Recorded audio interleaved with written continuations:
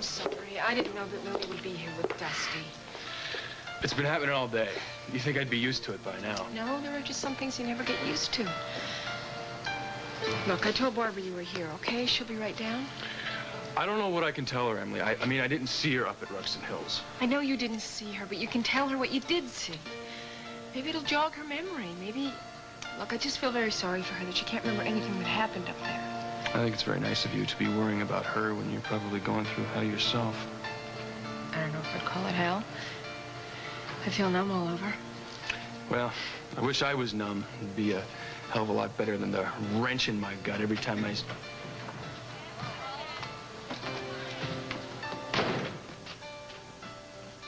Why don't you get yourself ready for bed, and I'll talk to Holden by myself, and then I'll come up and say goodnight, and we'll have a little talk, okay? Anne, I'd like to tell the police the truth about the gun. No.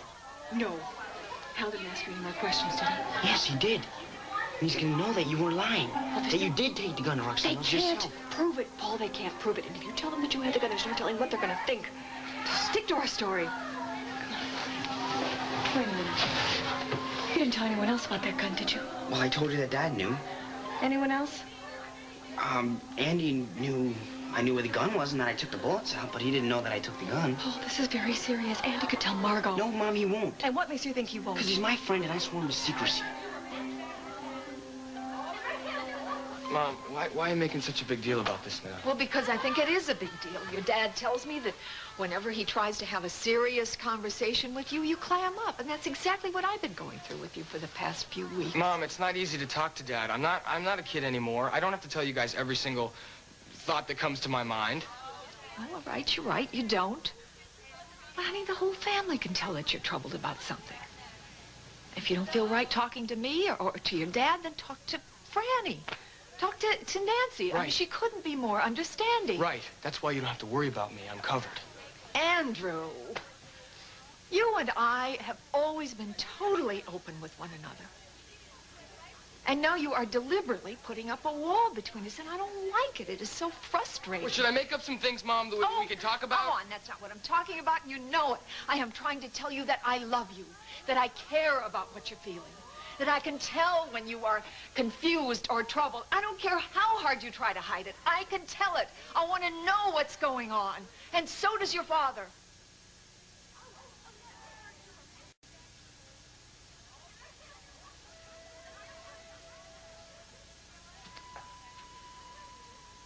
Your father thinks that I have been too busy to be a good mother to you. Now, if you feel that is true, then say so. Old, I get it. It's the same old thing. What is the same old thing? I get caught in the middle because you and Dad aren't living together anymore. I'm being pulled apart. It's like Paul. His mom hated his dad, but Paul loved him. And now his dad is dead. Paul's still caught in the middle. That's where he's gonna be until this whole mess is cleared up. Believe me, I know the feeling.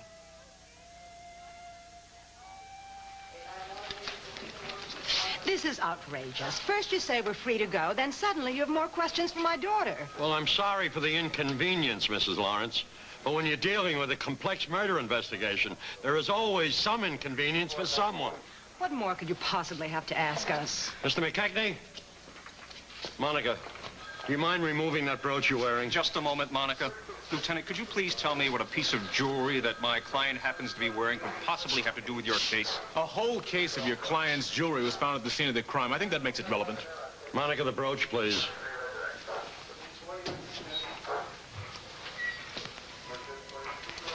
Mr. McKechnie? Just a minute. Why are you... Please. Aye, there it is. M. McKay. It belonged to my ancestor, Margaret McKechnie. Stenbeck stole it from me. Money, please. Well, Monica, maybe now, finally, you'll stop raiding my jewelry box. James gave that to me last winter when we had business dealings. Monica, did James Stenbeck give this to your mother, or did he give it to you?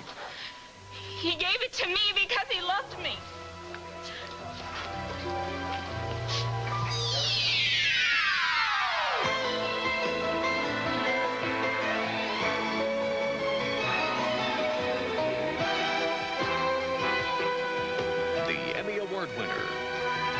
The World Turns.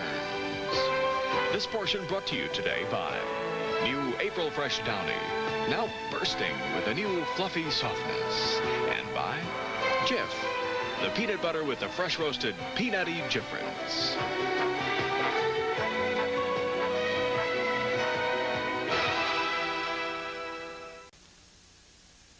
Emily, your mother's on the phone for you. Excuse me.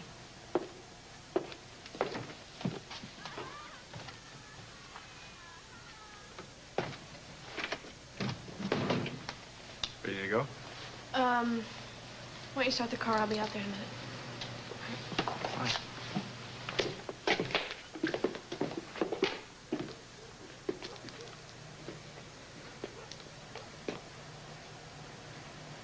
I'm sorry for some of the things I said at Sierra's. I really am.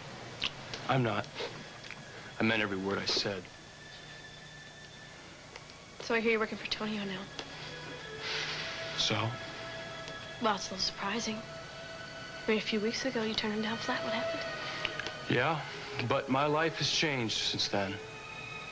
Oh, I see. You have to lash out at people. You want to hurt me. You want to hurt me intentionally. Wait a second, all right? You got a hell of a lot of nerve accusing me going around hurting people. You're the pro at the game. It's like I told you that night when I found you at Dusty's. You have started something that's just going to blow us all apart. One of these days, you're going to realize that I was right. Is that what you're out to prove now? That you were right and I was wrong? Look, I don't have to prove nothing, all right? If I thought for 1 minute that you love Dusty the way you love me, I would walk away from all of this, and I would get over the pain somehow. But I don't believe it, and I never will. So go ahead and move into his place with him, all right? But if you lock the door, forget about it. Because it's not going to work, because I'm going to be there, and I'm going to be in your thoughts, and I'm going to be in your bed. And you know it.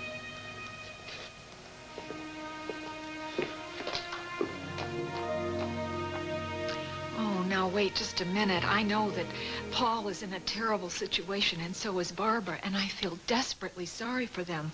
But that hasn't got a thing to do with your situation.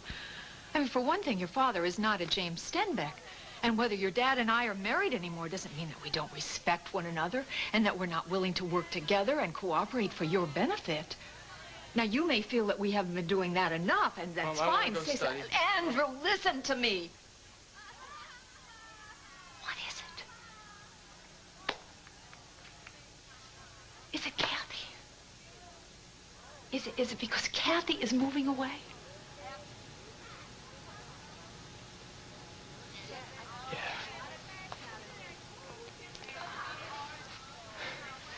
All that she's been through. Almost dying. I care about her so much. I could talk about anything. Next week, she's gonna be gone. And it's gonna be like she was never here. And you're afraid of being lonely? Well, kiddo, that's a rough one to deal with. I mean, I can understand that. Does it help you to feel? I mean, don't you feel pretty good about the fact that you two have had a really great relationship? I mean, I think it's terrific. And whether you can see it now or not, you're both going to meet other people and you're going to be able to relate to them and Until talk they to go them. away. Or stop liking me, or I stop liking them. You loved Dad once. Granny loved Seth. And now he's with Sabrina, Margot, and Tom. Paul's mom must have loved James Stenbeck once. Now she hates him enough to want to kill him, and she said it right here in this room.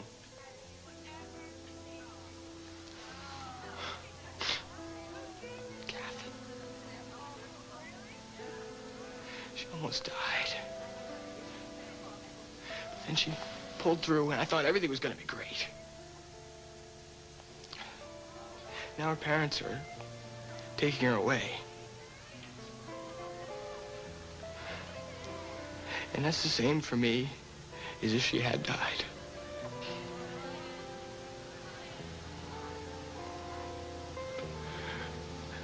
there anything you can count on? Is there anything that's permanent?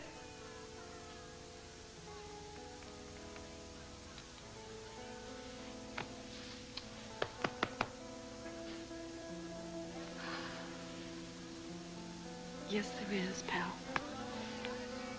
There sure is. You can count on your own self-worth, on your own self-respect. You can count on my love for you. You can know that wherever you go, my love will always be with you, whether I am there or not, in this world or the next. My love for you is permanent. And that is one thing that will never, ever change.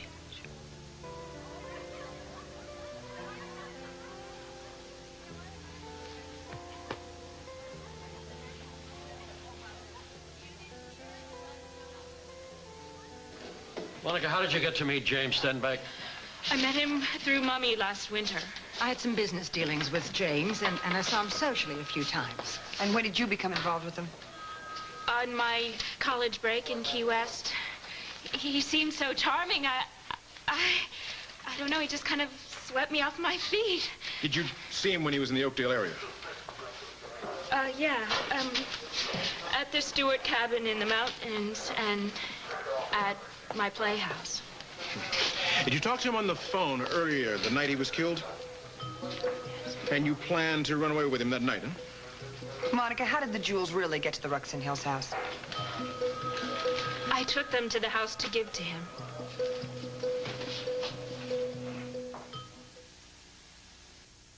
Holden, when you were looking through the window, did you happen to see Paul's blue jacket? The jacket? I didn't see one, all right? But that doesn't mean that there wasn't one there. It was very dark in the room. It was hard to see. Why would you be asking about a jacket? Because I was holding his jacket when Hal found me after the explosion, and underneath the jacket, I was holding a gun. A gun? The only gun that I saw was the one that Emily was pointing at Stenbeck. Well, the one that I had was exactly like it. Well, what happened to the one that Emily had? They can't find it. She said that James took it away from her, and she left it up at the house, and now they're searching through the rubble looking for it. No, wait a minute. Does that mean that both of those guns were alike? Identical. I brought them together. Then what makes you think the one you were carrying isn't the one that Emily had? I don't know. It's possible, Holden. It's very possible, but right now I'm just trying to put the pieces together. Well, I'm sorry, Barbara. I can't help you. I don't know what else to say. Did you see anyone else up there? Anyone besides James or Paul or Emily? Anyone? Okay, Tonio, since you've been so honest with me, I think I should do the same with you. The one thing I didn't tell the police was that I saw you at Ruxton Hills. Anyone, Holden? Anyone? No, I didn't. Okay, thanks. I'll just have to put the pieces together somehow. Well, I hope... Well, I think the last of the guests are about to leave. Hello, Holden. Kim still in the den? Yeah, I think so. Coffee and cake in there. Help yourself. No, thanks. I'm fine. I'm going to straighten this out with you once and for all. Just have to go over to the Lakeview Towers. I'm so sorry. This is coming on top of everything else. Yes, so am I. Emily, what's wrong? My mother wants me to go back to Omaha with her. She thinks it will save me the embarrassment of everything that's going on here. Emily? Emily? Yes, Paul. Is the shower breaking up? Oh, just about. Listen, did Margot happen to ask you who drove the car back from Ruxton Hills? Yes, I told her that you did, Paul. What did you say? No, good. That's what I told Hal. I'm just wondering why they might have asked us that. I don't know. I guess maybe they're checking our stories. It's a good thing that we talked about that, Paul, along with everything else. Yeah. When they asked you why you think that had that sudden change of heart, did you tell them it was because of the baby? Of course not. Paul, what did you say to them? No, I didn't say anything. I just needed to know in case they... Look, Paul, you have got to understand, okay? That is between you and me. It's our secret. It's got to stay that way.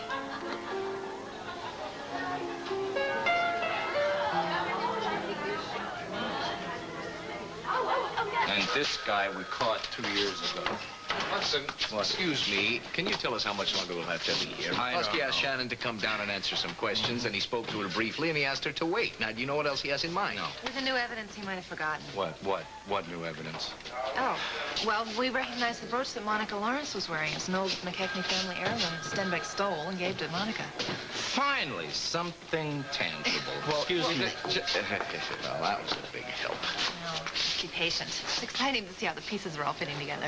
It's more exciting to think about being in front of the fire in the Great Hall with you. Oh, I have to agree with you. I'm sorry if I cut you off earlier. That's okay, Tom. I saw the smoke coming out of your ears. Did it have anything to do with the explosion at Ruxton Hills? Indirectly, yeah. Well, we'd just like to know how much longer we'll have to wait to speak to McCluskey. Well, if you'll excuse me, I'll just check on things over here. Fine. All right, Monica. After you talked to James on the phone, you tossed the bag of jewels into your car, and you drove to the house in Ruxton Hills. Then what? I drove up the back driveway, and I honked the horn 3 times like James told me to. And did he come out to the car? No. Another car drove in behind me. I couldn't tell who it was at first, but then the car door opened, and the inside light went on, and I could see that it was Mummy. So I tossed the bag of jewelry into the shrubbery by the driveway, and as she was walking up to my car. Mrs. Lawrence, did you see her toss the bag? All right, Monica, then what? Then Mummy started yelling at me. She said I was making a fool out of myself and that James would be bored with me in a few minutes. She said I should come home with her and that I should forget all about James. But I couldn't because I loved him. I told her I was going away with James that night and that there was nothing she could say to stop me. And what did Mummy say to that? She said there was maybe nothing she could say, but there was something she could do. She said if I didn't go home with her right away, that she was going to go into the house and kill James. That was when I first saw that she had a gun.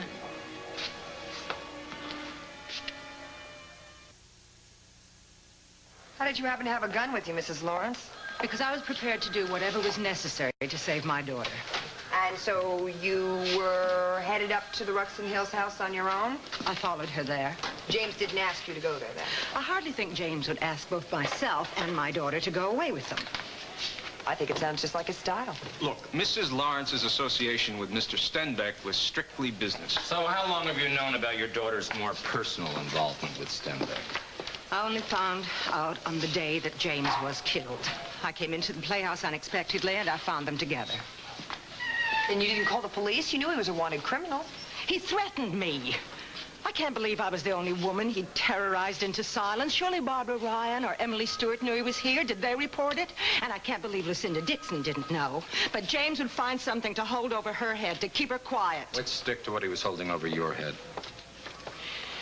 James said that if I told his whereabouts to the police or anyone else, he would tell everyone about his sordid affair with my daughter. And he would claim that I had been his contact here in Oakdale all along. I could only imagine what else he might do to Monica if I crossed him in any way. And I was terrified for her and for her future.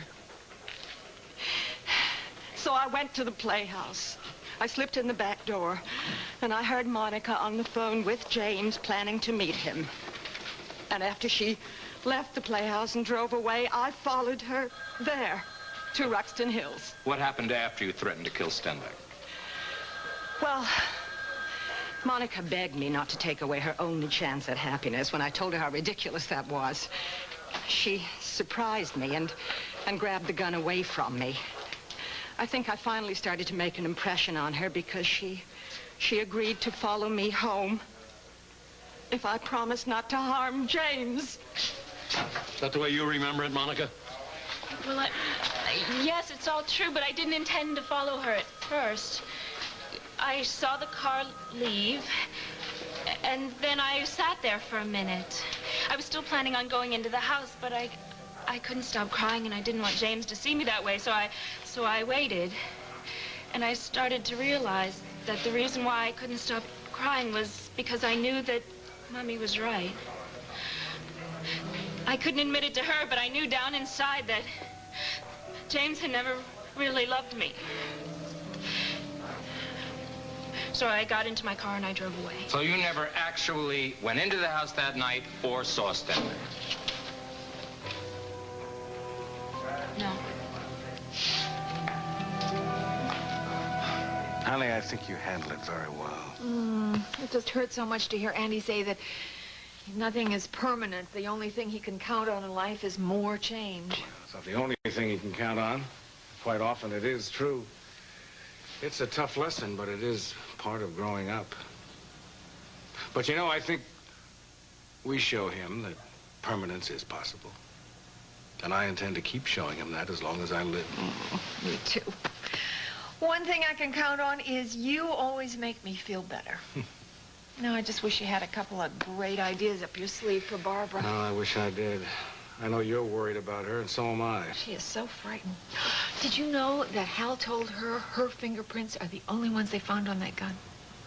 No, I didn't know that. You know, and Tom said it was important for Barbara that there be other prints on that gun. Did he say anything else about it? Just that it didn't look very good for Barbara. I just wanted to say goodnight. Oh, Ellen, thank you so much. You've been so helpful as usual. Thank you. Now, Emily, she's going to stay with us tonight, is she? Yes, although she's not here right now. She had a call from Susan before. She went over to Lakeview Towers to talk with her. Oh, for heaven's sakes, just what she needed tonight. Right. Mother, can't you understand anything that I'm feeling? No matter what he was, no matter what he did, I loved him. You were obsessed by him, but you didn't love him. You've got to realize on some level, I hope you know, that losing him was the best thing that could have ever happened to you. Yes, a part of me knows that. I don't understand how you could have ever loved somebody like that. Is it my fault that you don't have more self-esteem? If you want to take the blame, if that's what you want, would that make you feel better? You just take it. It's yours. You know what would make me feel better? To spare you. To protect you from all the embarrassment you're going to feel when all this is made public. Mother, even if I wanted to leave Oakdale right now, which I don't, the police would never let it happen. I could maybe get John to try to influence. I am not interested in that. Don't you understand this? Mother, these are the closest people I've ever had to a family. They're the most supportive people I've ever had in my life. I don't want to leave them. Are you saying that to hurt me? No. Look, don't cut off your nose to spite your face. Whether you want to live with me or not, I don't care. But coming back to Omaha makes much more sense.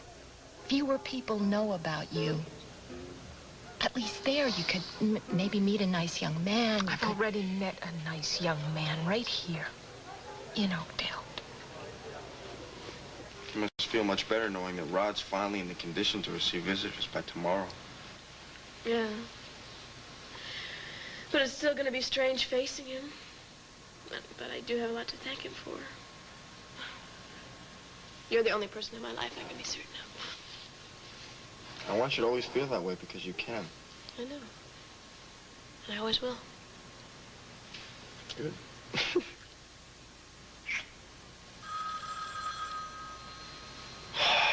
Excuse me. If that's another one with no one there, I swear to God, I'm calling the cops because I know it's Holden. Hello? Snyder, if that's you, I swear to... It's not him. He's out on the knoll. What are you gonna do? What are you doing? Stop! Don't go out there. I can't take it anymore. Listen to me. Listen to me. When I talked to him at the Hughes house, he was crazy and wild. There's no telling what he's gonna do.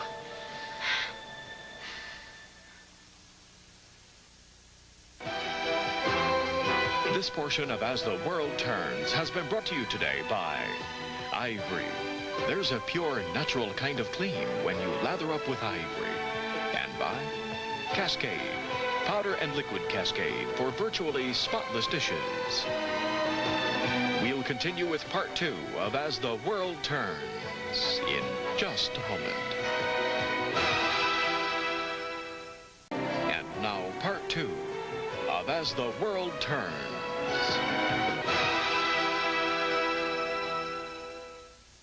Please, don't go out there. Please, come on. Haven't we had enough violence already with Nick and James Lily, and I Rod? can't take it anymore with him intimidating us like He this. cannot intimidate us if we don't let him. Now, if you go out there, you're gonna get hurt. Now, come on, come in. Well, look, what am I supposed to do? I'm just supposed to let him stay out there and drive us crazy like let him this? sit on an old for as long as he wants. Please, he's only hurting himself. Now, if you give him an excuse to let off that anger of his, he's gonna do it. And you're gonna get hurt. I'm gonna get hurt. Everybody's gonna get hurt. Please, don't do it. You can live with it, you're sure? Yes. Yes. So please don't take the bait. If I can ignore him, so can you. Please.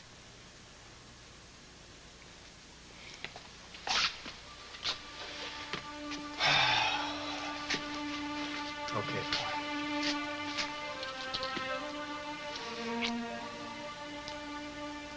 He's leaving. Thank God. Let him go and just not come back and leave us alone forever. You can lock the door all you want, but you won't keep me out. I'll be there in the house between you and Dusty, in front of the fire and in your bed. Lily, I think you're right. It's getting late. Why don't we just go off to bed?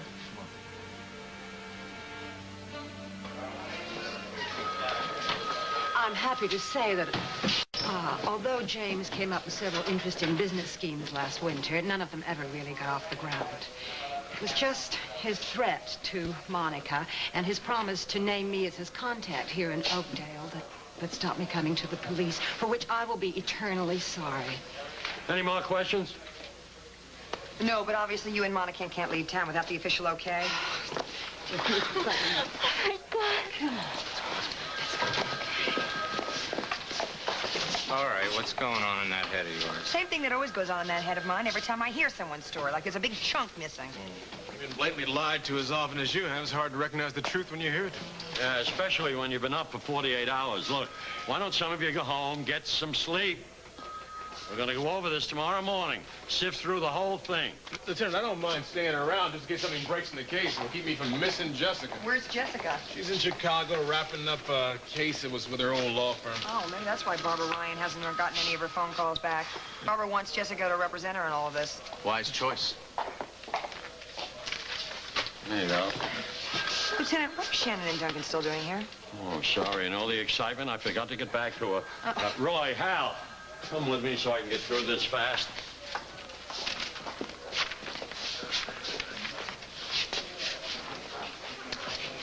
I guess you could use a break in all of this, too, huh? Yeah, I'm finding it a little more difficult to be objective than I thought I would. Yeah, I heard you coming down on Hal earlier about his feelings for Barbara and how they may cloud his judgment. Guess it works both ways. Well, I didn't intend for you to hear any of that, but if you're worried, Hal gave it right back to me, said I was acting the same way as far as you and he were concerned. Look, it's been tough on all of us, you know, what with this murder investigation and Mama's wedding. We kind of all been tossed together. I'd like a professional opinion. Since Barbara Ryan's prints are the only one on the murder weapon, don't you think No, the case... I know where you're going, Tom, and no, I don't think. See, I share Hal's gut reaction to this. I believe Barbara's story. Only I think she's leaving something out or forgotten a big part of it, some vital information that may have cleared her. Well, seems like you and Hal are sharing a lot these days, even gut reactions. If anything breaks on the case, I'll be at Bob and Kim's. After that, I'll be at our cottage. Good night, Marvin.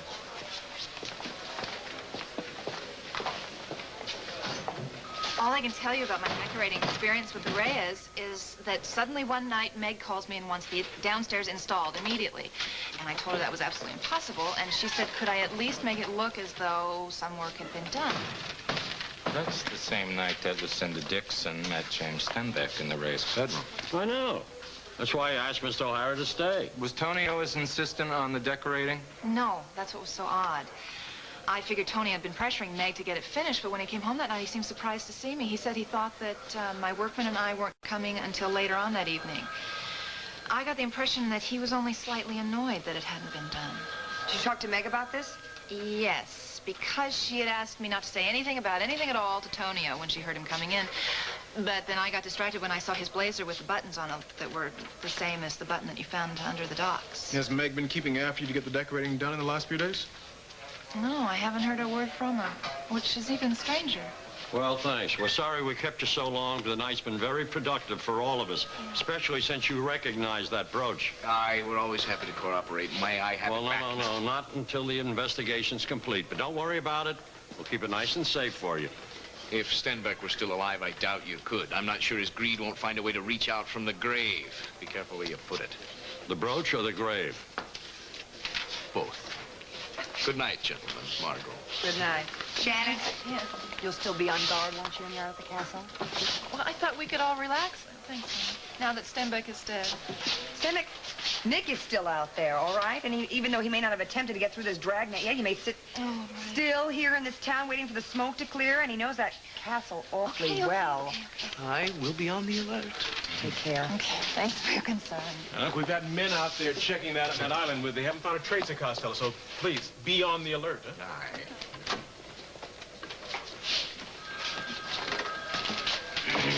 Can we please get the hell out of here while we've got a chance? Well, Mother, I think it's a good idea for you to go and get a good night's sleep for your trip tomorrow.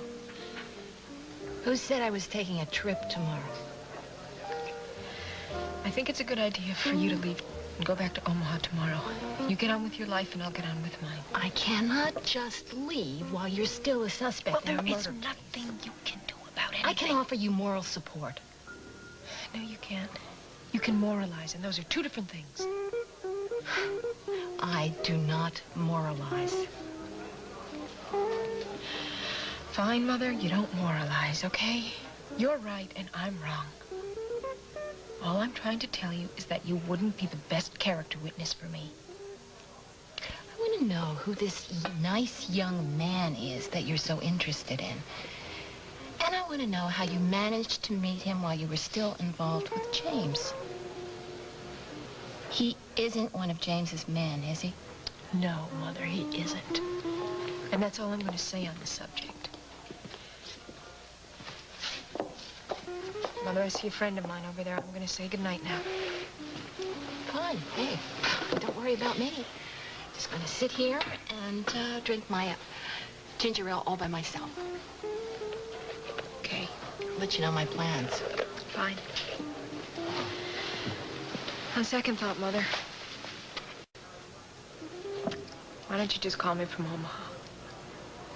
Emily, darling, are you putting on a bit of weight?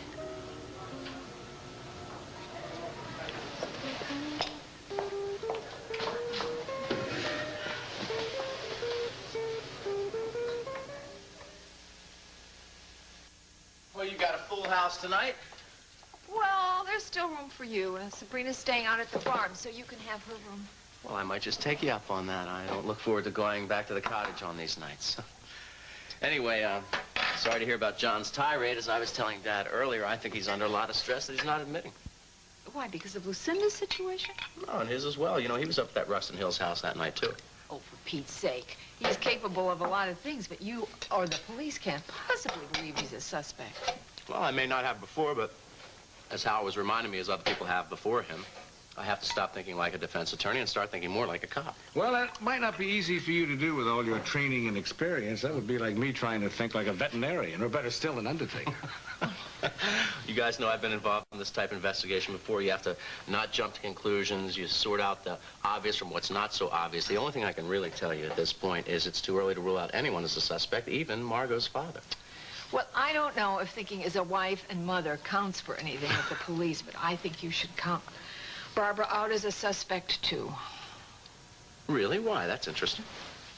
Listen, I have known her all of her life.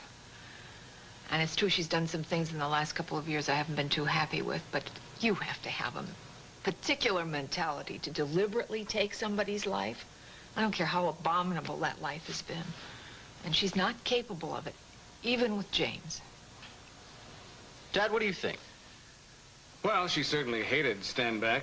And as you pointed out to me, son, if Barbara thought that Stenbeck was threatening Paul, she might be capable of stopping him. But? But shooting James in the back? Even though you both heard her threaten to kill him if she ever saw him again? The only thing I can tell you is all the evidence at this point points to Barbara.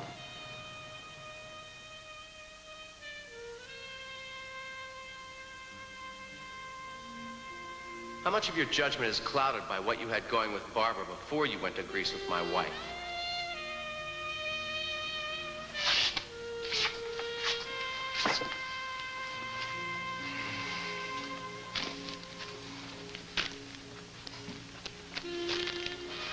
Oh. That shower did me a world of good. Why don't you think about one? No, because I don't want to waste 1 minute of my time alone with you. That's why. Then why don't you let me take a shower alone? That's the point. Oh, I have missed you so much in all this craziness. I know. I've missed you too, but you know what? It's gonna get more crazy. You promised me something. I don't know. It depends what it is. No, you promised me something. What? You promised me that no matter how crazy it gets, that we still find the time to kind of steal away and be alone together for a while. That, my dear, is an easy promise to keep.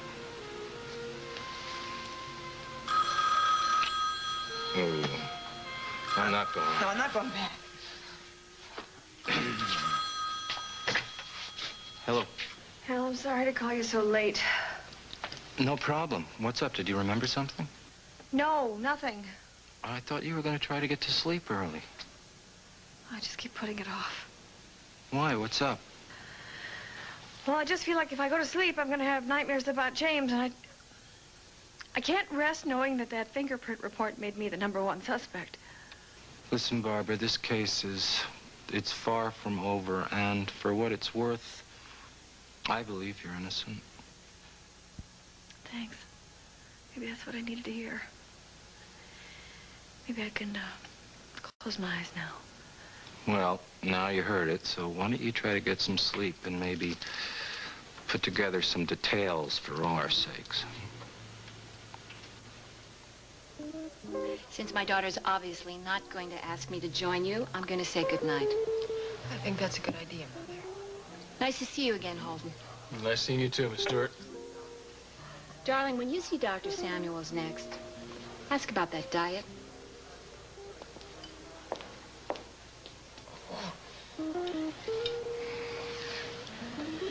You know something, Holden? I would give anything to have your mother for one day. Yeah, Mama's the best. But even the best ones, they can't always help. Listen, speaking of Mama, I gotta get going. Oh, Holden, you shouldn't. Holden, you shouldn't drive. Why don't you let me drop you off at Tonio and Meg's or something? No, I work for Tonio. That's enough. Well, if you feel that way, why do you work for him? I think I got a loose tongue. Well, it won't go any further. I know. I know that times are bad for you right now. For you, too. Listen, take care, all right? Good night, Holden. Dr. Samuels, I know I won't be able to keep my pregnancy a secret much longer. But I can't tell anyone yet. Not until I know exactly how I'm going to handle it.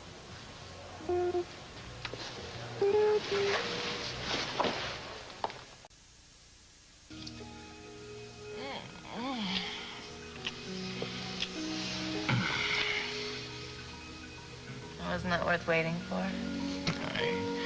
But rather than wait at the police station, I would have much rather waited here in front of the fire with a sumptuous dinner and a fine bottle of wine, or on a moonlight cruise around the island.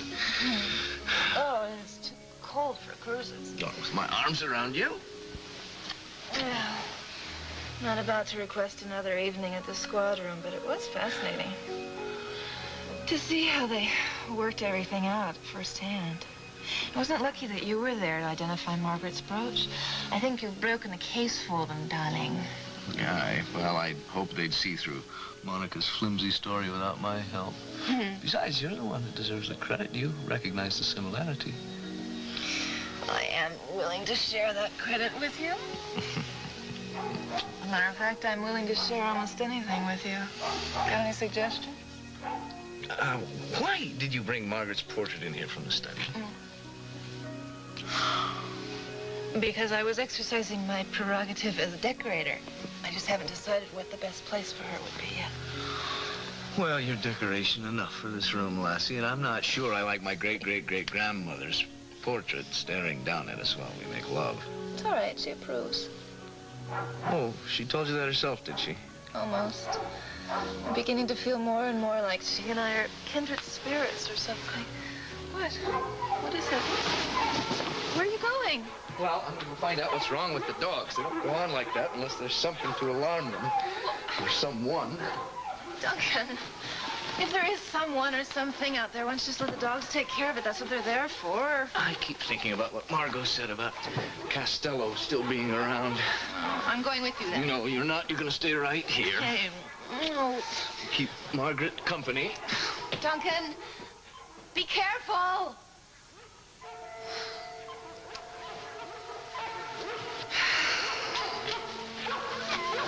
What would you have done, Margaret? Would you have let him go? So strange.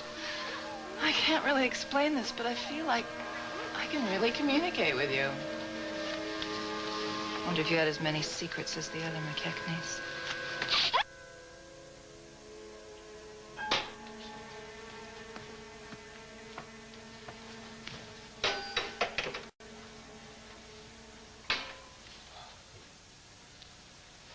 What are you doing up?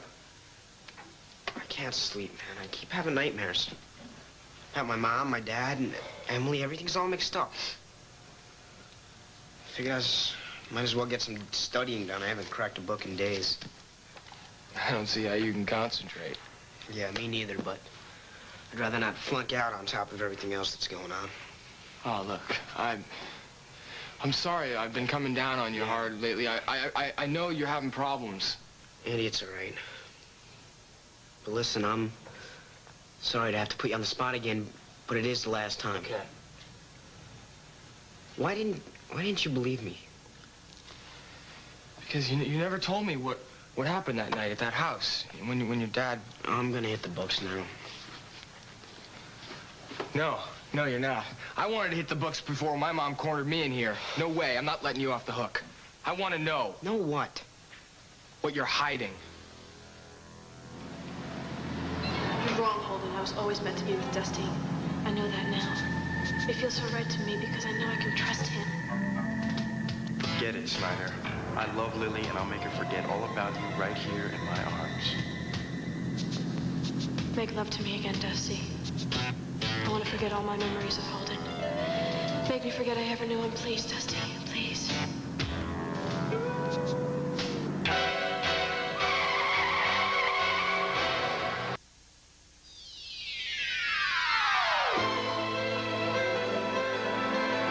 Stay tuned for Guiding Light, next on most of these CBS stations.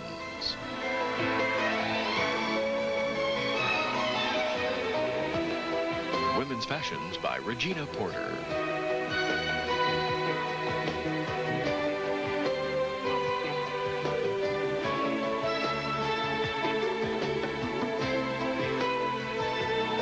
This is Dan Regent.